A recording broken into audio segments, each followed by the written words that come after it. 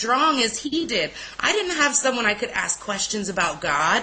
I didn't have that. Yeah. And when I faced that in truth and in reality, that was me killing the I. That was me getting in trouble within the garden in myself and digging up the roots that Satan has planted within my soul and saying, no, this is not.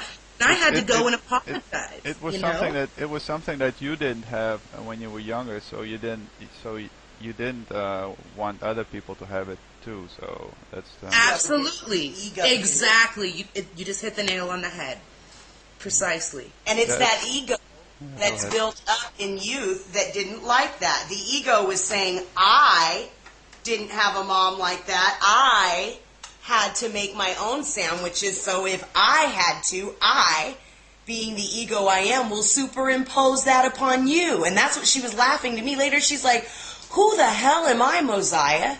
You opened up your home to me? Like, say it the way you did. She wigged out. She had tears and was like, where you cried when you had your butt whipped by your parents or something, and you're like, I mean, she was like crying that hard, and she's like, you invite me into your house, and you extend all this hospitality and spiritual wisdom. She's like, and then I go off on you and say, no. And she's like, over a sandwich. She's like, how stupid it was, and that it was really jealousy, and that I was jealous that you do this for your children, and you're a good mom. And she's like, I don't think you realize all that you do for people. And here I am with nerve telling you, no, you're going to be quiet for a second while I tell your son how he's fully capable of making a sandwich, when really I'm the one.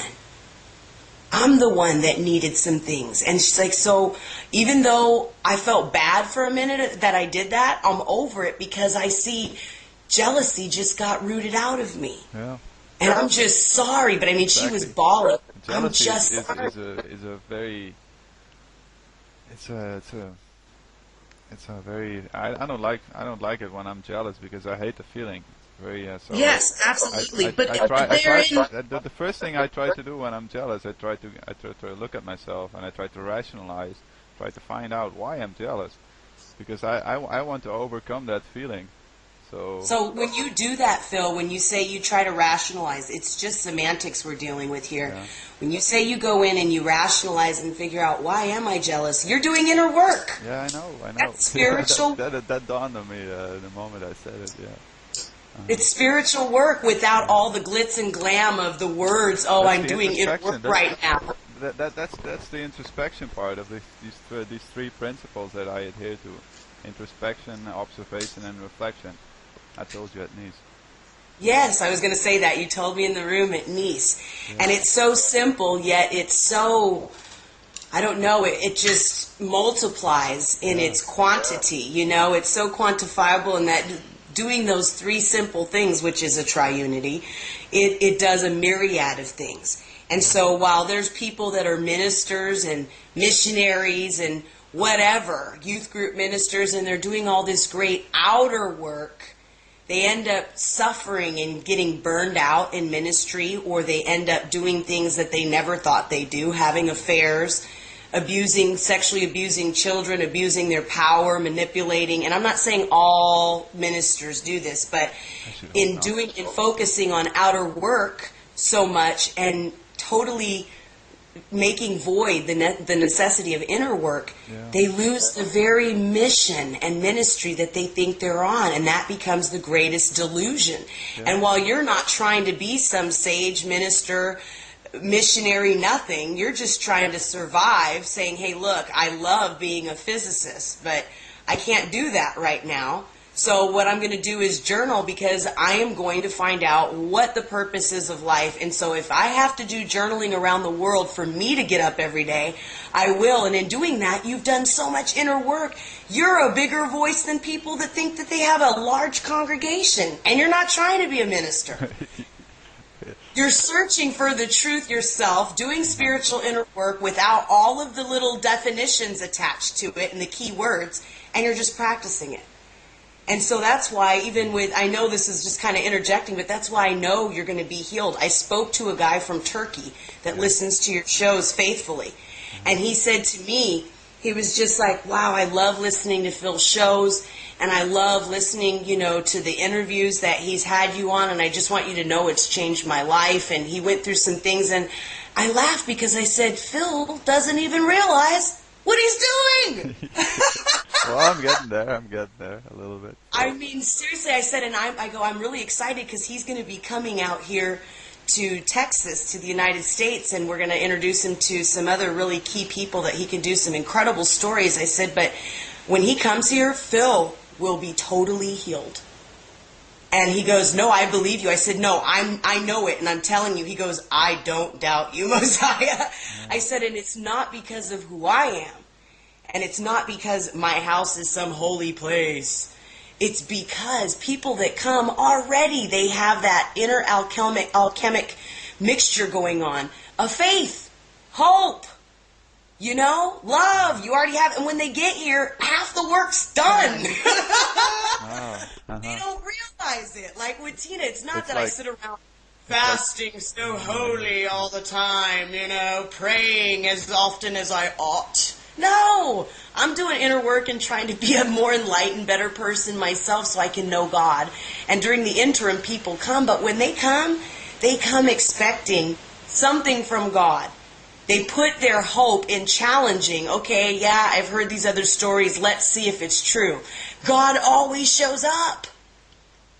Always shows up. Yeah. I mean, literally, Tina, looking at her, it's a miracle. In less than a month, 3.5 short weeks, she went from complete addict, living in a wrong relationship, a homosexual relationship, violent past, terrible history, and you wouldn't be able to tell she's just a walking ding-dong that's so happy. And I say ding-dong in that she's just smiling all the time, laughing. She'll be talking to herself. I have taught her talk to herself, laughing, and not in a crazy way, in a good Yeah, well, you should be a little bit careful when you talk out loud to yourself, because you might end up in a soft-walled room. It's good. No, it's always in God. I'm just kidding. No, but she says, she goes, oh yeah, God, what is that you were saying up there? She's making something, and then she goes, oh yeah, and starts laughing.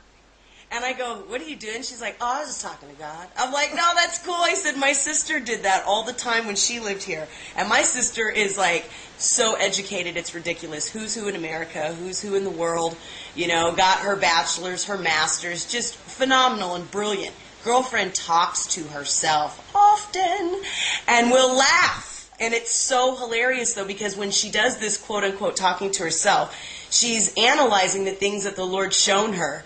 But she says it out loud, like where most of us just do that analytical process inside, People more like Tina and my sister have a megaphone to their conscious mind. And it's so great, though, to see how she's filled with joy when all she used to do is just cry or be high, be frustrated or busy with work so she wouldn't have to think about what was going on in her life, to where now that's all she is doing, is going in and doing inner work and rejoicing about the Lord. So, and I wanted to go back briefly and just touch on the story that we told about the sandwich, and I want to just clarify that Satan is a hider. He hides behind many things. He'll hide behind a sandwich. And it sounds silly, but he does. He hides behind things that seem so simplistic and have no place. But quote can I unquote. ask you, when you say that Satan hides behind the sandwich, do you think that Satan inspired you to come up with a sandwich as an argument to basically confront your relatives with something that was not right in your ego's mind? I believe that Satan was responsible for, I don't believe Satan was responsible for the fact that Moziah happened to ask me to make a sandwich, but I believe he hid jealousy. I'm talking about the idea. I mean, I'm talking about that Satan perhaps implanted that idea in your mind, or Absolutely. Not Satan himself, but the ego, which the ego is Satan. Yeah, so the ego is a soldier of Satan. You can call him perhaps. Absolutely, absolutely. And he loves to hide behind things that in our society or in our minds have no place or would have no value. Who would think jealousy was behind a sandwich? But it was, and that's why I say he can hide behind things that people wouldn't even possibly think of, and that's why he does it, so that we can't recognize him. Because the second we recognize him, we can confront him. And when we confront him with the Lord, he's got to go. He has no place and no right. And it's written in James, Phil, and it says that if we submit ourselves therefore unto God, resist the devil and he will flee from you. For God resisteth the proud, but he gives grace unto the humble. Therefore humble yourself in the sight of the Lord, and he'll lift you up. And so that's what happened, is when she humbled herself, because the Lord of illusions is the devil, and Satan and all the other people in the other activities in the dark realms. Jealousy and all of that. I know it's the key thing is for people to become humble and humble themselves and know that there's something bigger, and that